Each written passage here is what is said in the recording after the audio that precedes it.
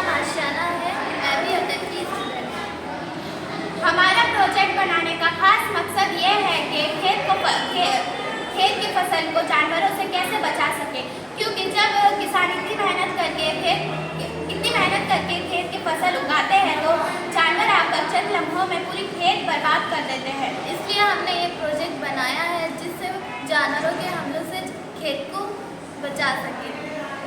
इसमें हमने खेत के चारों तरफ तार बांधा है जिससे जानवरों को कोई नुकसान नहीं होगा, लेकिन जैसे ही कोई भी जानवर खेत के करीब आने की कोशिश करेगा वैसे ही बजर बजना स्टार्ट हो जाएगा। बजर की आवाज़ सुन के जानवर भाग जाएगा।